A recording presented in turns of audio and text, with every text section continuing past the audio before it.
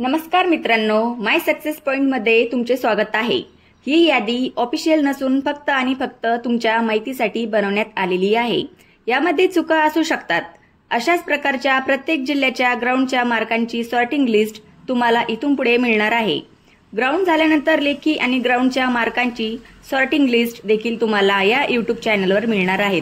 ही संपूर्ण PDF तुम्हाला आपल्या टेलिग्राम चॅनलवर मिळणार आहे।